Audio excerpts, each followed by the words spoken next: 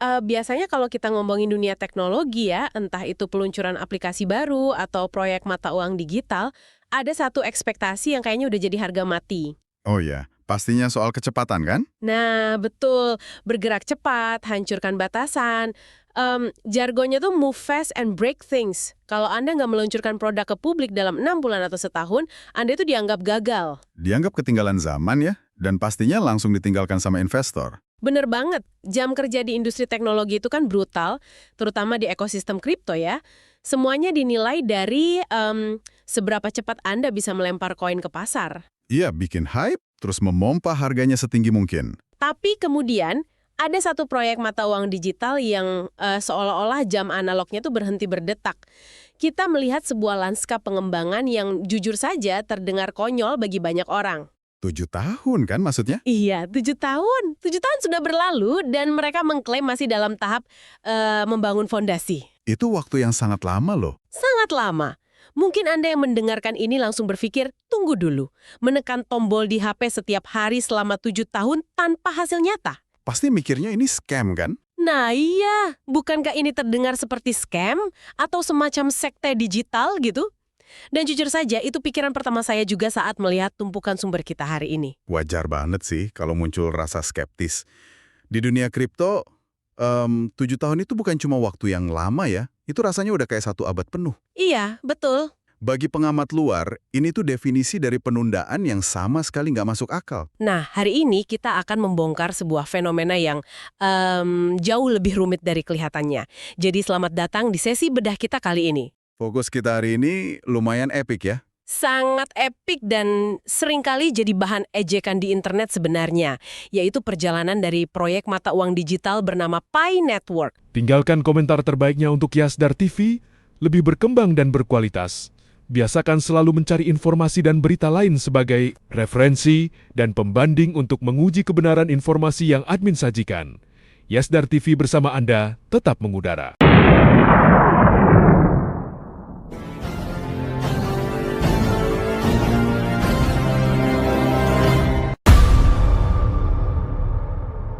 Pi Network, Pi 1 Year, GCV 314159.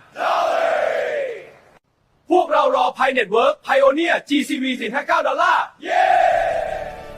Kita akan melihat bagaimana proyek yang bertahun-tahun dianggap cuma legenda urban ini sekarang malah mengklaim posisi di panggung global. Di acara konsensus 2026 di Miami kan? Betul sekali, lonjakan yang cukup drastis ya. Dari sekedar aplikasi klik-klik di layar ponsel, tiba-tiba nongkrong bareng perusahaan raksasa industri dunia. Itu bukan sesuatu yang bisa dipandang sebelah mata sih. Sama sekali nggak. Yang sangat memukau di sini sebenarnya adalah makna sosiologis di balik klik harian tersebut. Maksudnya gimana tuh? Kalau kita orang luar ya, melihat aktivitas klik petir ini kan kelihatannya sepele banget. Cuma buka aplikasi, tekan gambar petir, terus dapat angka yang bertambah di layar. Kesannya mekanis. Kayak main game biasa aja gitu ya. Nah iya. Tapi bagi ekosistem ini, tindakan tersebut jelas bukan sekedar investasi pasif kayak Anda beli saham terus ditinggal tidur. Ini tuh udah berubah wujud menjadi ritual harian. Wow, ritual harian ya? Betul. Saling mengingatkan di kolom komentar, itu adalah bentuk nyata dari harapan kolektif. Ritual ini berfungsi sebagai perekat sosial buat mereka. Mari kita urai ini pelan-pelan ya. Analoginya mungkin gini. Bayangkan Anda dan jutaan orang lainnya punya sebuah taman digital bersama. Oke, taman digital. Aturannya cuma satu. Taman ini harus disiram setiap hari, tanpa boleh putus. Bahkan ketika kehidupan nyata Anda sedang hancur, kayak kehilangan orang tua tadi, Anda tetap merasa punya semacam kewajiban moral. Untuk keluar, menyiram taman itu, lalu ngetuk pintu tetangga buat mengingatkan mereka ya. Persis. Tapi tunggu, ini bikin saya harus mengajukan posisi kritis nih. Bukankah investasi emosional yang begitu masif, yang diikat dengan ritual harian selama ribuan hari ini, justru berbahaya? Berbahaya dalam artian apa nih? Maksud saya, apakah ikatan emosional ini semacam kacamata kuda? Sesuatu yang bikin mereka menutup mata terhadap lambatnya peluncuran teknis secara publik? Jangan-jangan proyeknya memang jalan di tempat, tapi karena telanjur terikat emosi, mereka jadi nggak rasional. Saya rasa kita harus melihatnya dari sudut pandang yang agak beda nih. Saya kurang setuju kalau ini dibilang cuma sekedar manipulasi kacamata kuda. Oh ya? Kenapa? Justru, kesetiaan emosional inilah yang jadi fondasi utilitasnya. Di dunia kripto, kalau sebuah proyek tertunda 7 tahun tanpa ada ikatan sosial kayak gini, proyek itu pasti udah mati dan ditinggalkan dari dulu. Masuk akal sih. Ikatan itulah yang bikin jaringannya tetap hidup. Dan dedikasi militan ini kan nggak muncul dari ruang hampa. Mereka bertahan karena mereka punya keyakinan radikal pada model ekonomi yang benar-benar berseberangan dengan tren kripto arus utama. Nah, ngomong-ngomong soal tren kripto arus utama dan klaim ekonomi yang berbeda ini, dan sebagai catatan penting untuk Anda para pendengar, ya, kita berdua di sini nggak sedang memvalidasi keakuratan perbandingan harga ini. Betul, atau menjamin prospek asetnya di pasar luar. Ya, kita murni membedah metrik yang dipercayai. Semua koin baru pasti akan membandingkan dirinya dengan Bitcoin untuk melihat sejauh mana mereka bisa bersaing. Saat Bitcoin belum lama ini mengalami penurunan nilai yang sangat drastis, dari level tertinggi 60 atau 70 ribu dolar menjadi anjlok parah, Pi Network justru sebaliknya. Mereka mengklaim stabil ya. Berdasarkan nilai tukar internal atau IOU mereka, ya cenderung stabil. Dia menyebut angkanya bertahan di kisaran 0,16 hingga 0,17 dolar dan bahkan sempat menyentuh angka 2,9. Nilai kestabilan di tengah pasar yang ancur itu memang poin yang sering dipakai buat memvalidasi sebuah koin. Tapi tunggu sebentar, sebelum kita lanjut membahas klaim harganya. Bagi pendengar kita yang mungkin awam, bukankah IOU itu singkatan dari IOU? Iya, betul banget. Yang pada dasarnya itu sekedar janji utang kan? Bagaimana konsep harga ini bisa ada dan diklaim stabil kalau koinnya sendiri secara resmi belum rilis secara publik atau open mainnet? Nah, itu pertanyaan yang sangat penting. Jadi gini, mekanismenya. IOU di dunia kripto, terutama untuk koin yang belum rilis sepenuhnya ke pasar bebas, adalah sebuah kontrak dari bursa pertukaran. Kontrak semacam apa tuh? Kontrak yang mengatakan, saya berutang koin ini pada Anda saat nanti koinnya resmi diluncurkan. Jadi, pengguna itu nggak berdagang koin aslinya. Tapi berdagang janji atas koin tersebut ya? Persis. Bursa seringkali bikin IOU ini secara sepihak untuk memfasilitasi spekulasi lebih awal. Jadi, klaim kestabilan harga yang dirujuk sang kreator itu sebenarnya mencerminkan spekulasi nilai janji utang tersebut di bursa tertentu. Oh, paham. Bukan nilai koin fisik di tangan penggunanya saat ini ya? Betul sekali. Bukan koin fisiknya. Oke, itu sangat masuk akal sekarang. Dia justru sangat menekankan perbedaan fundamental cara koin ini akan digunakan nantinya. Dia mengkritik kalau koin tradisional kayak Bitcoin hari ini ujung-ujungnya cuma untuk di-hold. Maksudnya ditahan aja gitu ya? Iya, Anda beli saat murah, simpan rapat-rapat sebagai aset spekulatif, terus tunggu momentum untuk dijual lagi ke pasar demi keuntungan uang tunai. Menjadikannya murni instrumen investasi ya, bukan mata uang yang dipakai sehari-hari. Disinilah letak hal yang menurut saya sangat menarik dari komunitas ini. Kalau kita perhatikan budaya kripto di luar sana, semuanya kan selalu soal pamer adrenalin ya. Budaya Lambo kan sebutannya, bermimpi jadi miliarder instan dari garasi rumah. Nah iya, grafik hijau yang meroket dalam semalam, super cepat dan hiperspekulatif. Dia berbicara tentang utilitas nyata, sistem pertukaran peer-to-peer atau P2P. Mereka secara harfiah merencanakan untuk membarter koin ini demi kebutuhan sehari-hari. Tunggu, kebutuhan sehari-hari? Iya, nggak apa-apa kalau ada anggota yang terpaksa menjual sebagian koin mereka ke sesama anggota lain demi menutupi biaya dapur. Biaya dapur. Wah, itu frasa yang sangat bertolak belakang dengan mentalitas kripto pada umumnya loh. Sangat bertolak belakang.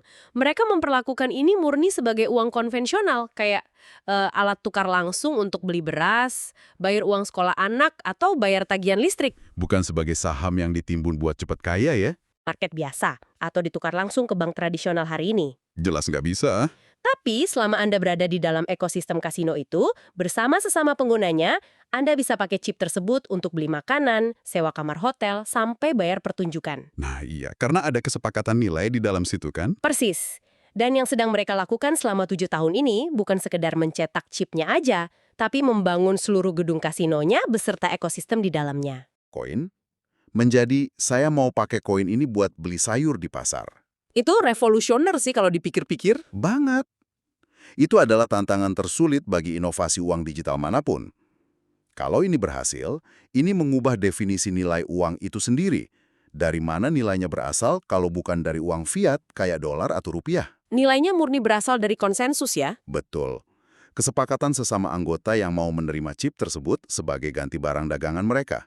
Membangun infrastruktur di mana ribuan orang bisa saling barter dengan aman tanpa regulasi bank sentral, itu jauh lebih rumit daripada sekedar bayar biaya daftar ke bursa kripto besar, lalu membiarkan pialang menggoreng harganya. Tapi gini, pertahanan psikologis dan idealisme bangun kasino tertutup ini kan nggak mungkin bertahan selamanya kalau terus-terusan digempur dari luar. Pasti ada tekanannya dong. Banget. Selama 7 tahun, komunitas ini jadi bahan tertawaan publik. Sering banget saya lihat itu.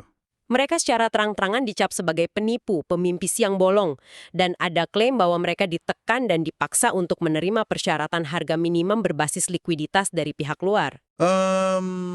Syarat harga minimum berbasis likuiditas ini sebenarnya terminologi pasar keuangan sih.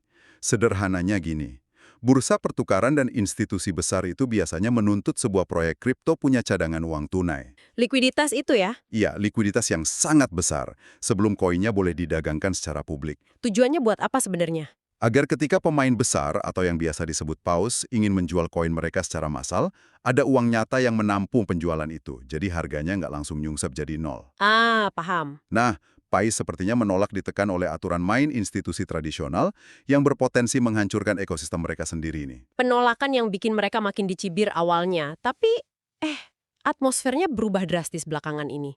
Karena konsensus 2026 itu ya. Betul. Mengapa bangga? Karena Pi Network kini muncul di papan sponsor atau daftar acara global konsensus 2026 di Miami. Bagi Anda yang mungkin nggak familiar, konsensus ini bukan acara meet and greet biasa loh. Ini acara raksasa di industri blockchain kan? Sangat raksasa. Ini adalah ajang kumpulnya raksasa teknologi, institusi keuangan, dan pemain utama industri blockchain dunia. Dan nama mereka ada di sana, bersanding dengan perusahaan-perusahaan besar. Menyusul jejak kesuksesan mereka di acara yang sama tahun 2025 lalu ya. Betul, proyek ini bukan lagi sekedar legenda atau dongeng, ini nyata. Jika kita hubungkan ini dengan gambaran besarnya ya, argumen kreator ini sebenarnya menyingkap misteri kenapa Pi Network menahan diri begitu lama. Kenapa mereka nggak langsung meluncur aja ke pasar bebas? Jadi apa alasan sebenarnya? Menurut sumber kita, mereka dengan sengaja mengambil rute yang paling menyiksa. Rute yang menyiksa gimana tuh? Mereka nggak terburu-buru masuk bursa, mereka menolak bikin harga buatan yang memicu hype dan secara aktif menghindari FOMO atau Fear of Missing Out. Padahal FOMO itu biasanya jadi senjata utama strategi pemasaran kripto ya. Nah iya, justru mereka menghindari itu. Jadi kalau mereka nggak sibuk cari uang cepet kayak proyek lain, selama 7 tahun itu mereka ngapain aja? Kreator video menyebutkan bahwa fokus utama mereka adalah standarisasi hukum dan ekosistem dasar. Ada dua kata kunci di sini, yaitu KYC dan KYB.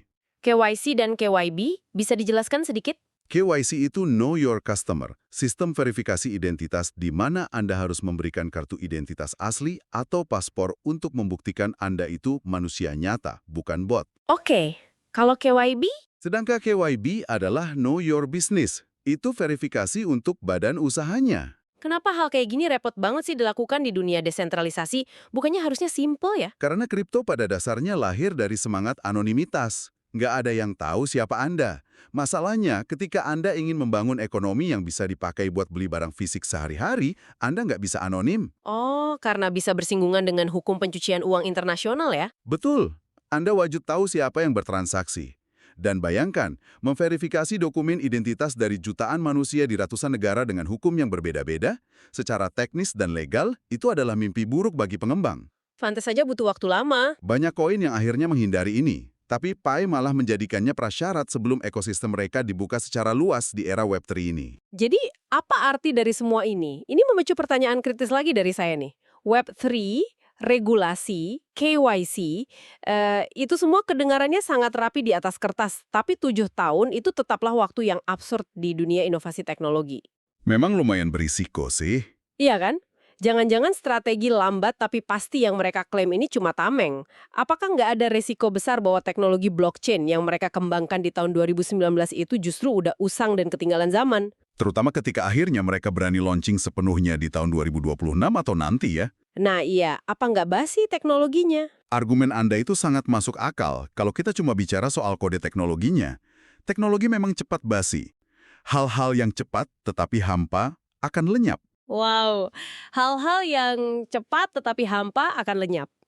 Maksudnya gini, Anda bisa punya teknologi tercanggih dan tercepat hari ini, tapi kalau infrastruktur hukumnya kosong dan komunitas penggunanya cuma kumpulan spekulan bot, proyek Anda bakal gampang hancur. Hancur diterjang regulasi pemerintah pas harga turun ya? Betul, mereka percaya bahwa parit pertahanan sesungguhnya di era Web3 ini, di mana kepemilikan digital diawasi hukum, bukanlah sekadar kecepatan transaksi koinnya. Melainkan seberapa legal dan otentik basis pengguna manusia di dalamnya ya? Tepat sekali. Hal-hal yang cepat tetapi hampa akan lenyap. Itu kalimat yang sangat dalam loh. Lalu, pertanyaan besarnya, apa arti dari semua ini buat kita? Sebelum admin lanjutkan, bagi sahabat yang memerlukan baju kebesaran P-Network, silakan untuk melakukan pemesanan dan sekaligus check out pada sejumlah link yang telah admin sematkan di kolom deskripsi.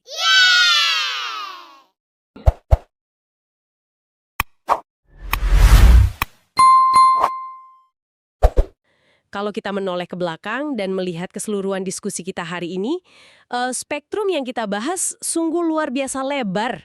Lebar banget dari emosi sampai regulasi global kan? Betul. Menekan klik petir demi komunitasnya ya. Iya, lalu kemudian kita melihat bagaimana ritual itu merajut fisik kolektif.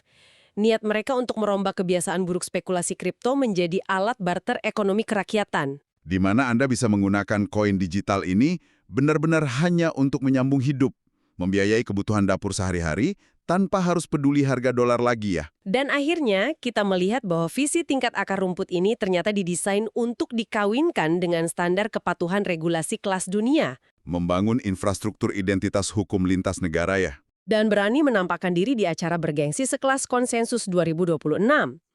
Tentu saja, sebagai catatan akhir yang objektif ya, masa depan koin ini, nilainya di pasar bebas nanti, dan kesuksesan peluncurannya, semua itu masih harus dibuktikan oleh ujian waktu. Iya, kita nggak ada yang tahu pasti. Betul. Kita nggak tahu apakah harga koin ini akan bernilai besar atau malah nggak ada harganya sama sekali. Tapi, terlepas dari perdebatan teknisnya, ketahanan mental, kesabaran ekstrim, dan militansi jutaan manusia di balik P-Network selama 7 tahun ini, itu adalah studi kasus sosiologi dan ekonomi yang luar biasa. Sama sekali nggak bisa dipandang sebelah mata sih. Dan ini memunculkan satu pertanyaan penting buat Anda yang mendengarkan. Sesuatu yang kayaknya patut kita renungkan bersama. Apa tuh? Pada akhirnya, selembar uang kertas atau angka di rekening bank kita itu punya nilai hanya karena kita semua secara kolektif sepakat untuk mempercayainya kan? Nilai itu fiksi yang kita amini bersama ya?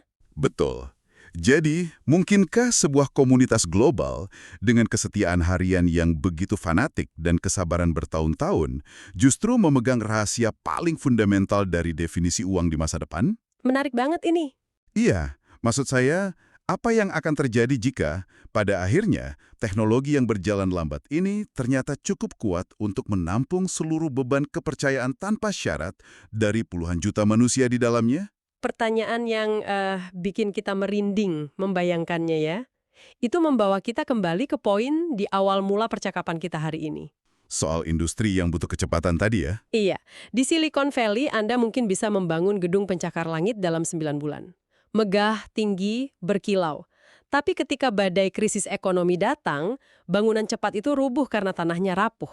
Karena nggak ada fondasi yang kuat kan? Persis. Di sisi lain, ada sekelompok orang yang rela menghabiskan waktu 7 tahun penuh hanya untuk menggali ke dalam tanah dan mengecor fondasi secara perlahan.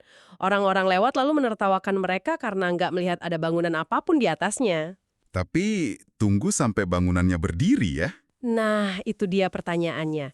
Ketika bangunannya nanti akhirnya berdiri tegak di atas fondasi kepercayaan yang sudah sekeras batu itu, badai macam apa yang bisa meruntuhkannya? Susah banget pasti ngeruntuhinnya. Terima kasih Anda telah meluangkan waktu bersama kami hari ini untuk membedah tumpukan wawasan yang luar biasa ini. Kami sangat menghargai rasa ingin tahu Anda dan mengutip sedikit ciri khas sapaan penutup yang penuh semangat dari komunitas yang baru saja kita bahas hari ini.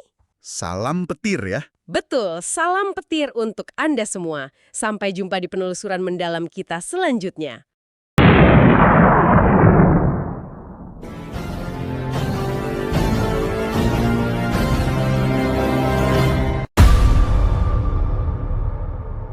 Pi Network, Pioneer, GCV 314159.พวกเรารอ Pi Network Pioneer GCV $459 เย้